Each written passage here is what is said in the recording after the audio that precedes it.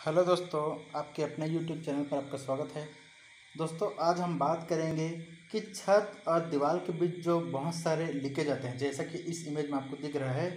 तो इसको रोकने के क्या उपाय हैं, क्या क्या हमें ट्रीटमेंट करना चाहिए, हमारे जो काम करने का तरीका है वो कैसा होना चाहिए जिससे ये लीकेज जो है वो रुक सके। तो इन्हीं सारी बातों पर आज डिस्कशन करेंगे। दोस्तों, यदि अभी तक आपने हमारे चैनल को सब्सक्राइब नहीं किया है तो प्लीज़ हमारे चैनल को सब्सक्राइब करें, ताकि जो हमने बहुत सारे टॉपिक्स पर वीडियो बनाए हैं वो सारे वीडियो आप तक पहुंच सके। तो चलिए दोस्तों, बिना टाइम वेस्ट किए हम आगे बढ़ते हैं और देखते हैं कि हमको क्या क्या बातें देखनी चाहिए। जैसे कि दोस्तों इस इमेज में आप देख रहे हैं कि दीवार और जो स्लेब छत है, आपका स्लेब बहुत ही बुरी कंडीशन दिख रहा है इसमें। तो ये क्या है दोस्तों, इसमें ये हुआ ये इसलिए है क्योंकि इसमें पानी सीपेज आया है। जो बाहर का, चाहे बारिश का पानी हो, चाहे ऊपर में वहाँ पर पानी टंकी हो उसका पानी हो, चाहे जो भी हो, लेकिन पानी अंदर घुसा है, इसलिए ये ऐसा हुआ है। तो हमको पानी को अंदर घुसने से रोकने के लिए हम क्या क्या उपाय करेंगे उस बारे में हम बात करेंगे। तो सबसे पहला होता है दोस्तों हमारा प्लास्टर। प्लास्टर में हमको क्या करना है दोस्तों, जो हमारा बीम और कॉलम रहता है, जैसे कि इस इमेज में आपको दिख रहा है कि बीम और कॉलम में जहाँ पर जिसे हम चुनाई करते करते गए, फिर आखिरी में क्या है, बीम में जाके चुनाई जो है वो सड़ जाता है, तो वहाँ पर हमारा चुनाई ख़त्म हो जाता है। और जो है एक तरफ से कॉलम में भी वो फिक्स हो जाता है। तो जहाँ पर चुनाई और कॉलम और बीम, मतलब चुनाई और बीम या फिर चुनाई या कॉलम जहाँ पर अटैच होते हैं, वहाँ पर हमको चिकन मेश लगाने होते हैं।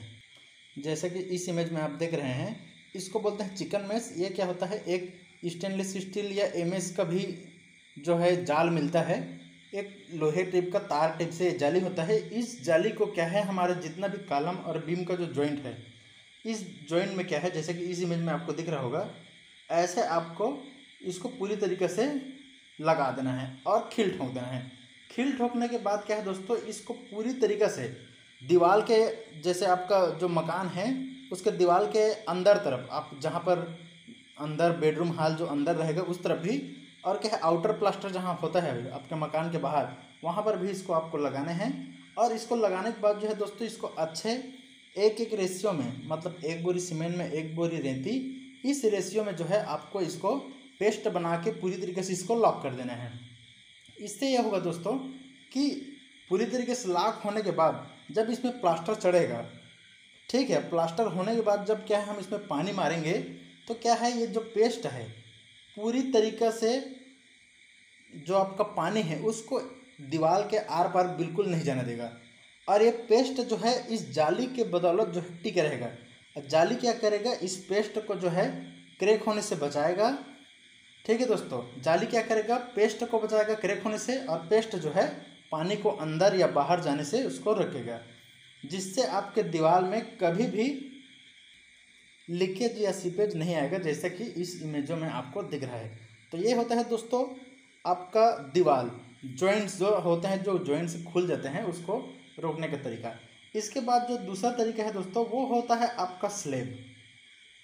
जब भी आप स्लेब डाल रहे हैं तो सबसे पहले तो आपकी स्लेब थिकनेस, यदि आपकी स्लेब थिकनेस कम है तो जाहिर सी बात है आपका पानी जो है अंदर घुसने की कोशिश करेगा, और धीरे धीरे करके 2 साल 3 साल बाद जो है वो घुसना शुरू हो जाता है।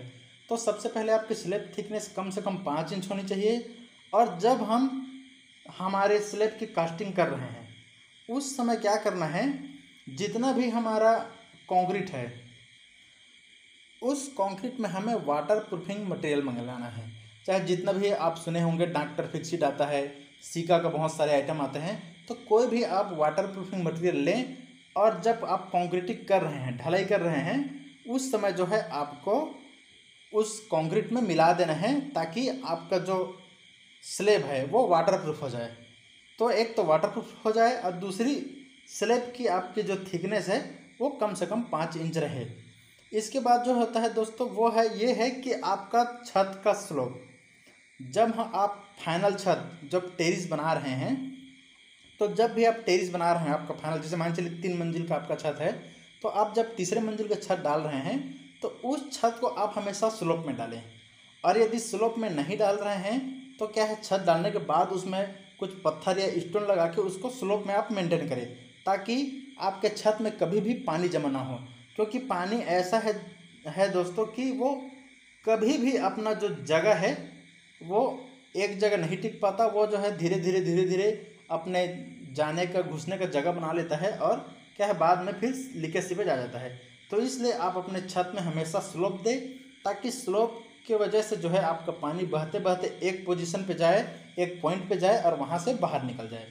ठीक दोस्तों, तो आप जो है जब भी अपना छत डालेंगे तो लास्ट में जब आप लास्ट फ्लोर डालेंगे तो उसमें आप बिल्कुल जो है स्लोप दें। और स्लोप देने के बाद जो है आपका जो मेन आखिरी जो पॉइंट है वो होता है दोस्तों आपका पैरापेट।